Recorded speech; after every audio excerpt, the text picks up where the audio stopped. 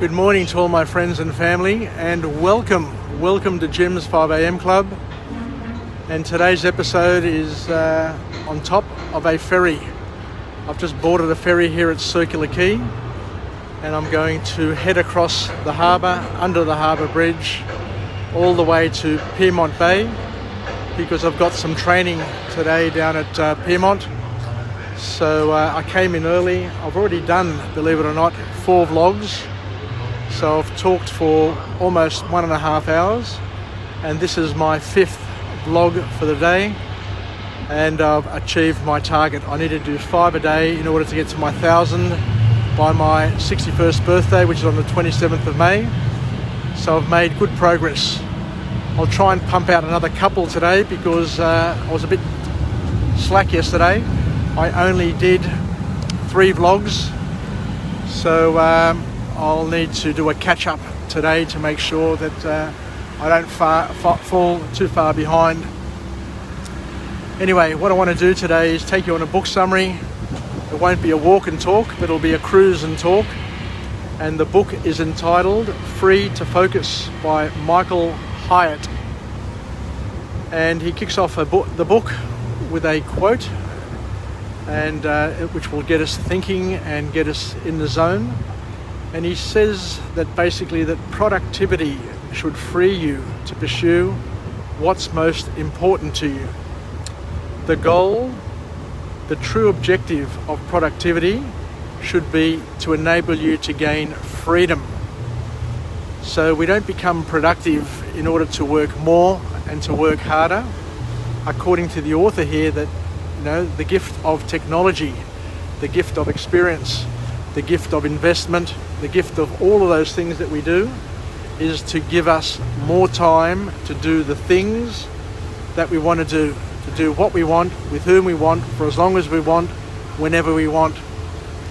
Whereas the trap that we've all fallen into is that we have all this technology that enable us to be in contact all the time and to work all the time, but instead of using that to set a limit in terms of our output and our contribution, we find a way just to work harder and longer and punish ourselves, our families, and all the goals that we have, the goals and dreams that we have, are sacrificed in order to do more work. So what we learn here in this book from this author is we learn the power of focusing on the right things at the right times, and resting and recovering and recuperating and regenerating at the right times as well. So life isn't all about just working and working all the time. The author reminds us that we need to be able to savor our lives, savor everything we do, and to make the most of what we've got, rather than just giving everything and just becoming workaholics and workhorses. Because at the end of the day, the big lesson that we all learn, but we learn later on in life, is that you become less productive when you try and work faster. As an athlete, if you try and run faster, you become less productive, because instead of your muscles working for you, they're working against you. So you need to learn how to relax, how to make the most of what you got. And sometimes going full pace all the time isn't the answer, because as we said, the key lesson that we have to learn in life is that we become less productive when we try and work faster. But you can change your mindset. You can change your mindset towards productivity in order to fix it. Because work life, when it's all said and done, is just like a leaky boat. The water just keeps on coming in, regardless of how much you keep on trying to empty the boat. The water will keep on coming in, the workload will keep on piling up. So we need to take a position, and we need to say enough is enough, and to try and Slow down. I guess the key message is to slow down and to become more productive with your time. So trying to work faster actually slows you down because you increase mistakes and you've got to go back and fix those mistakes. Working longer slows you down because it makes you tired, it makes you unhappy, and you make mistakes, and when you make mistakes you've got to go back and fix it up. What they've been able to find through some research and studies is that people who work longer than 55 hours a week are actually, believe it or not, less productive than the ones who work less than 50 hours a week. So what this book encourages us to do is to free ourselves up to enable us to focus more and to do deep work. So when we're working at our best, and we're making the strongest and most productive and effective contribution, and to allow us to focus on the important tasks and to prioritize our efforts, our time, and what we do. Because rest is critical. Rest is critical, rest is important. And the more rested you are, the more productive you become. So how do we get around this? How do we get through this? How do we leverage this? According to the author, what we need to do is we need to schedule our time to protect our leisure time if we want to become more effective at work. We need to build a moat around our sanity. We need to build a moat around our work life so that we give our brain an opportunity to relax, to our bodies to relax and recuperate. For those who are not aware, our brains take up 20% of our body's energy. So if we're constantly overusing our brain, then we're draining our energy sources and our energy levels. Something to think about, something important to think about, because we need to conserve our brain energy so that we can focus on the tasks, the important tasks at hand. And we also need to understand is that our energy flow isn't the same throughout the day.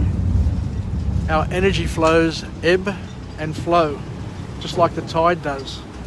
There are times throughout the day where we are at our most energetic, which means that we should be using those times of the day to be doing the tasks which are the most difficult or the ones that require the most energy. We need to conserve our energy so that we are able to nurture relationships with other people, because if you're stressed and pissed off, then you're not going to be in the state that is going to be serving you and serving those around you. So we need to manage our energy levels so that we can nurture relationships, have fun, regenerate and recreate, and be nicer and better people.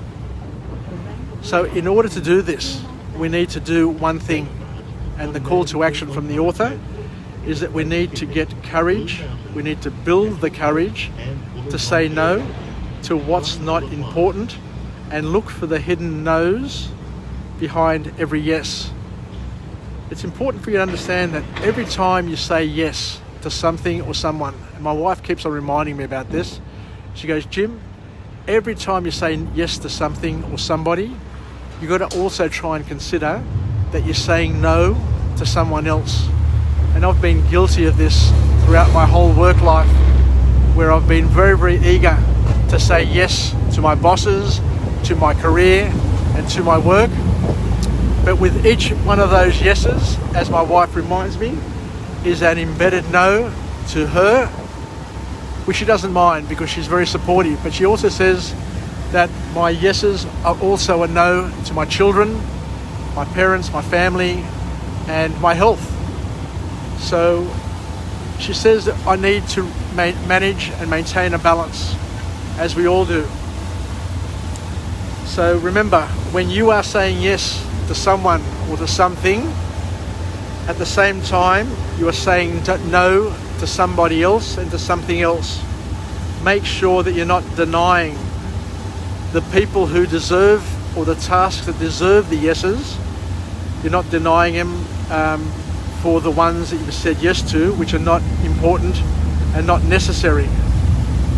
Because we are surrounded by people and things which are energy drainers.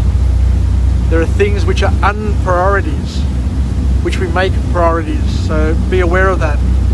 And as we said, protect your schedule by saying no. And remember to learn how to make appointments to yourself. I love that. Learn to make appointments to yourself.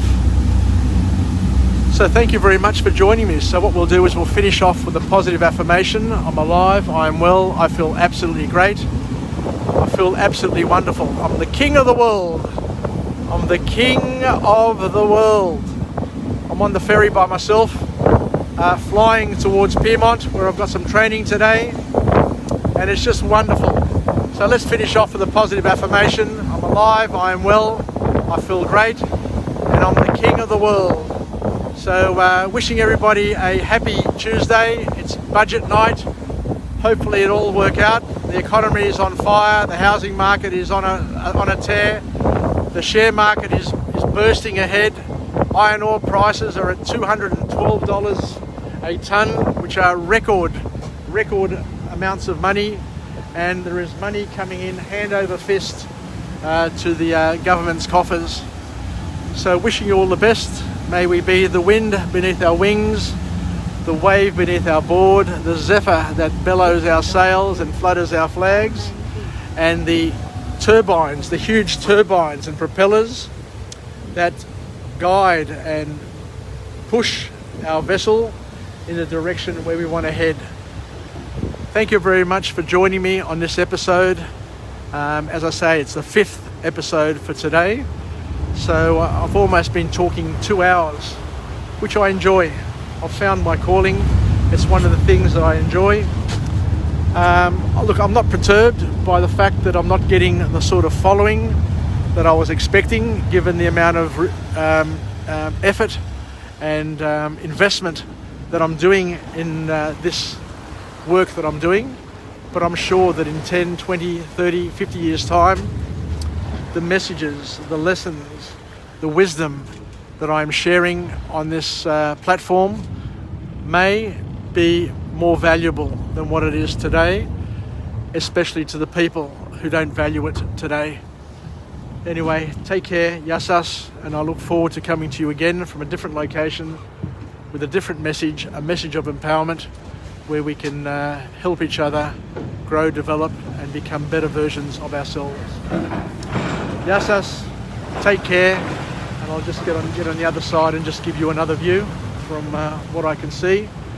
As you can see, we're going to Barangaroo, we're going to Darling Harbour. I'm going all the way to Piedmont Bay, where I'll go down to do some training today. Yassas, and bye for now.